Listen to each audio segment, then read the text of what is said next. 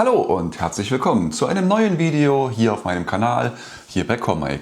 Heute in diesem Video möchte ich dir zeigen, wie du in deinem Reolink NVR eine zusätzliche Festplatte einbauen kannst. Ich habe hier exemplarisch den RLN36, der kann 3 Festplatten aufnehmen. Ich werde in diesen RLN36 2 weitere Festplatten einbauen. Ich werde dir zeigen, wie das Ganze funktioniert, auf was du dabei achten musst. Und ich gehe natürlich auch darauf ein, wie es sich bei den anderen Netzwerk-Videorekordern verhält, wie viele Festplatten passen hinein, welche Festplatten sollte man verwenden und worauf ist sonst noch zu achten. Wenn dich das interessiert, dann bleib auf jeden Fall dran, denn genau darum geht es in diesem Video.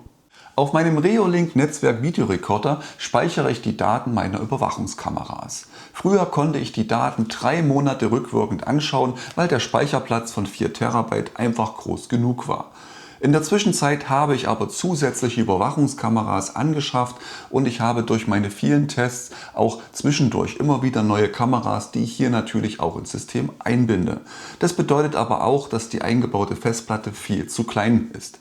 Ich komme nur noch knapp 14 Tage zurück. Alles, was weiter zurückliegt, sehe ich nicht mehr auf dem Netzwerk Videorekorder. Dazu muss ich dann direkt auf ein anderes Sicherungssystem zurückgreifen. Was muss ich nun tun? Nun klar, ich kann entweder meine Videoüberwachungskameras zurückbauen, was für mich aber keinen Sinn macht, oder ich vergrößere die Festplatten, die hier verbaut sind. Und das möchte ich euch in diesem Video zeigen. Das Gerät, das ich hier habe, ist ein Gerät, das insgesamt 3 Festplatten akzeptieren kann. Ich kann 3 HDDs einbauen, bis zu maximal 16 Terabyte pro Festplatte, insgesamt 48 Terabyte, die das Modell 36 von Reolink verträgt.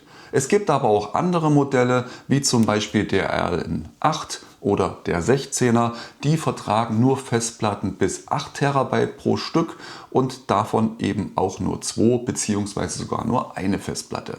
Der RLN12W, das ist das Modell, was direkt über Funk mit den Kameras verbunden ist. Dort könnt ihr nur eine Festplatte einbauen, die ebenfalls nur 8 Terabyte bewerkstelligen kann. Die Details dazu findet ihr unter dem Video. Dort verlinke ich euch nochmal die Spezifikationen, denn ich vermute im Laufe der Zeit durch die Hardware-Upgrades bzw. Firmware-Updates, dass sich da nochmal einiges ändern könnte. Schaut also vorneweg unbedingt nach, welche Festplatte passt in euren NVR, dass ihr dort nicht das Falsche kauft. Und Festplatte ist das richtige Stichwort. Denn welche Festplatte ist denn die richtige für einen Netzwerk-Videorekorder? Denn hier gibt es große Unterschiede unter den Festplatten. Es gibt Festplatten, die sind für den Computer gedacht. Es sind Festplatten, die sind für Drohnen oder Kameras gedacht. Es gibt Festplatten, die sind für euer NAS gedacht. Und es gibt eben auch spezielle Festplatten für Netzwerk-Videorekorder. Diese Festplatten sind dafür ausgelegt, rund um die Uhr 24 Stunden, 7 Tage die Woche durchzulaufen und dabei die Videostreams von vielen Kameras gleichzeitig zu verarbeiten, sprich aufzunehmen und gleichzeitig die Wiedergabe sicherzustellen. Ich habe persönlich Erfahrung sammeln dürfen mit der Purple-Serie von Western Digital, die mittlerweile auch mit KI-Unterstützung die Überwachungstechnik erweitert. Ihr könnt die Seahawk-Varianten nehmen von Seagate, auch Toshiba bietet entsprechende Festplatten an. Wenn ihr da Details haben wollt, auch das habe ich euch unter dem Video verlinkt. Und bevor ich die Festplatte nun hier einbaue, habe ich sie natürlich erst einmal getestet.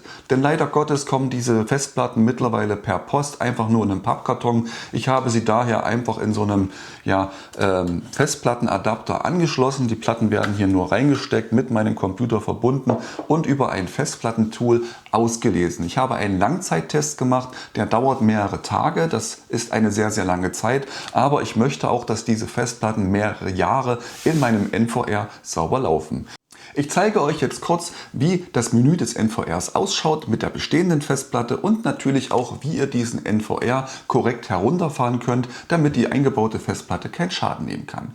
Anschließend werde ich den NVR öffnen, indem ich links und rechts an der Seite jeweils die eine Schraube öffne und auf der Rückseite die 3 Schrauben. Danach kann ich die beiden neuen Festplatten einbauen, ich kann sie anschließen und formatieren, im System neu einrichten.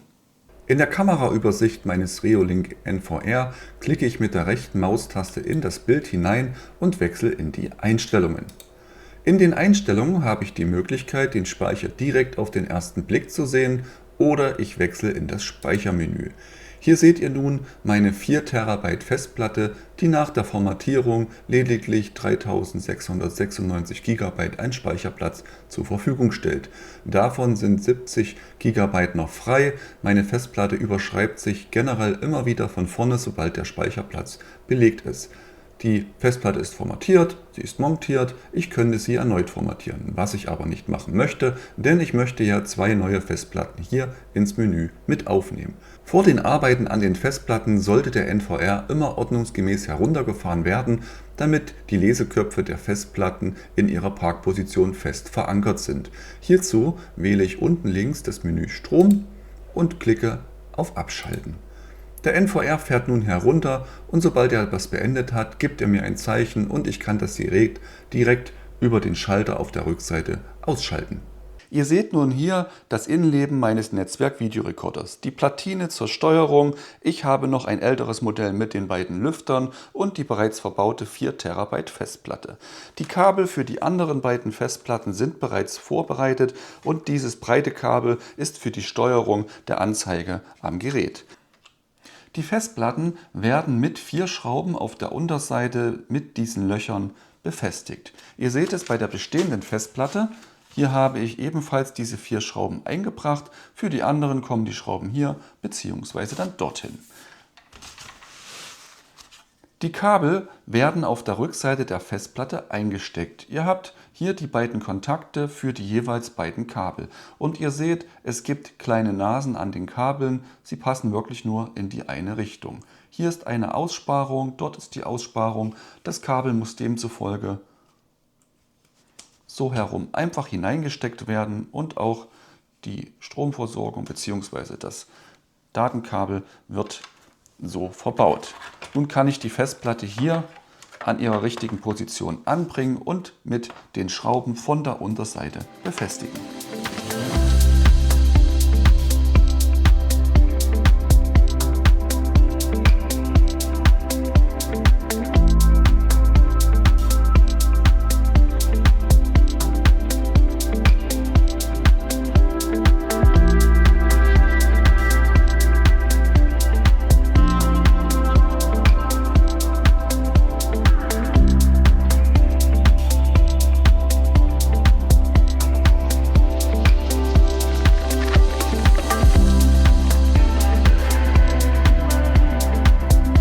Ihr seht, die 3 Festplatten sind eingebaut, die Kabel sind fix montiert. Ich drücke sie nochmal nach, ganz vorsichtig und sacht. Ich habe den NVR wieder in mein Netzwerk eingebunden und befinde mich in der Übersicht einer Kamera. Mit der rechten Maustaste komme ich erneut in das Menü hinein und sehe hier bereits einen Hinweis auf einen Fehler, ein kleines rotes Ausrufezeichen. Ich wechsle in den Bereich Speicher und kann nun meine zusätzlichen Festplatten sehen. Beide neuen Festplatten sind jeweils mit einer verfügbaren Kapazität von 0 GB ausgegeben, was einfach daran liegt, dass diese Festplatten noch nicht formatiert worden sind. Das hole ich jetzt nach. Ich klicke hierzu auf Format und bestätige den Hinweis, dass alle Daten, die auf der Festplatte befindlich sind, dadurch gelöscht werden. Ihr solltet die Festplatten auf jeden Fall innerhalb des NVR formatieren und nicht an eurem Computer. Ihr seht, das ging sehr, sehr schnell. Das gleiche Spiel noch einmal mit der großen 8 TB Festplatte. Und auch diese ist nun formatiert. Ich habe insgesamt nun also knapp 16 TB an Speicherplatz und kann entsprechend lange die Daten von meinen Kameras vorhalten, um rückwirkend zu schauen, was wann wie passiert ist. Solltet ihr an eurem Netzwerk-Videorekorder keinen Monitor und keinen Bildschirm angeschlossen haben, so könnt ihr die Einrichtung der Festplatten natürlich auch am Client, an eurem Computer oder über die App am Smartphone bzw. Tablet vornehmen. Ich habe hier den Client gestartet und wechsle in das Menü des Netzwerk-Videorekorders. Hier wechsle ich in die Speichereinstellung und ihr seht, alle 3 Festplatten sind hier ersichtlich. Festplatte Nummer 2 hat die volle Kapazität bereits ausgeschöpft und die anderen beiden Festplatten, die sind ja faktisch jungfräulich immer noch im System verfügbar. Auch hier könnte ich die Festplatten über die Formatierung in das System einbinden. Doch wie sieht es mit der Sicherheit aus? Was ist, wenn eine der Festplatten ausfällt? Gibt es ein RAID-System? Gibt es ein Backup-System?